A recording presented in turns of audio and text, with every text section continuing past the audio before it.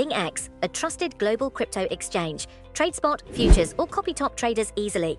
Sign up via the link or referral code to get 30 USDT instantly, plus up to 1,500 USDT in bonuses for verification, deposit, and trading. The future of the coalition's commitment to net zero emissions hangs precariously in the balance, as senior figures within the Liberal Party face mounting pressure to align with the Nationals in abandoning the ambitious climate target.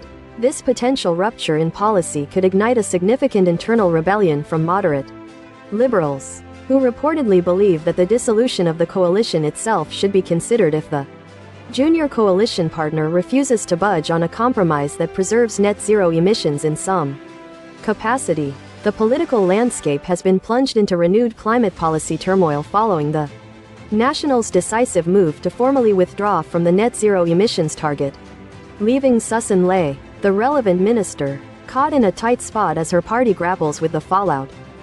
For weeks, Ley and other senior Liberals have been diligently exploring a range of compromise options, including potentially maintaining a commitment to net zero emissions but crucially removing the 2050 deadline, in an effort to bridge the divide across the coalition. However, the Nationals' declaration on Sunday, described by one member of parliament as having altered the landscape of the net zero debate, has galvanized senior Liberal conservatives.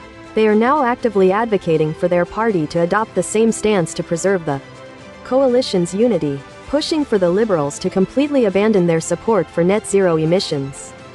This push is being championed by prominent conservative figures including Angus Taylor, Michaelia Cash, John O'Doonium, and James Patterson, who have voiced this sentiment during two critical meetings of Ley's leadership team. James McGrath has also reportedly joined the chorus advocating for the dumping of the target. Amidst this internal debate, Senator Ann Ruston from South Australia emerged as the sole voice within the leadership team, speaking in favor of maintaining net zero emissions, reportedly expressing frustration that the Nationals had once again placed her party in a difficult position by announcing their decision before the Liberals had finalized theirs. Sources within the Liberal Party indicate that plans are already in motion for a special meeting to be convened within the next fortnight, aimed at solidifying a party position. The prevailing expectation among MPs is that this meeting will result in an agreement to discard the net zero emissions target. While such an outcome might satisfy the Nationals, it is anticipated to deeply anger moderate Liberal MPs who have made it clear they are prepared to consider breaking up the coalition if net zero emissions are not preserved in some form. One senior Liberal source emphasized the growing sentiment that further concessions are untenable, stating, "We cannot indulge this anymore." This echoes a past, albeit brief, post-election separation between the two parties following disagreements over policies, including nuclear energy. The current net zero emissions debate is now viewed by some moderate Liberals as a direct threat to the very existence of the coalition. However, a significant restraining factor for those Liberals keen on maintaining a firm net zero emissions stance is the concern that such a strong position could destabilize Ley's leadership.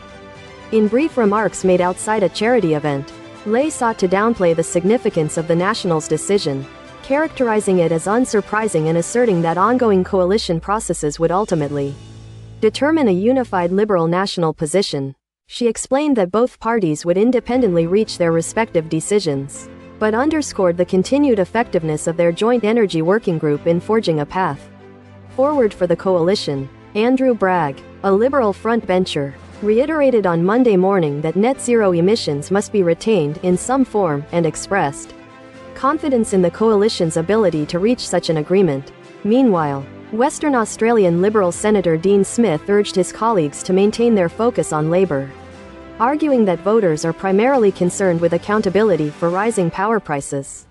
He highlighted the impending summer and the critical need for cooling, stating that Australians would soon feel the direct impact of Labor's energy policies.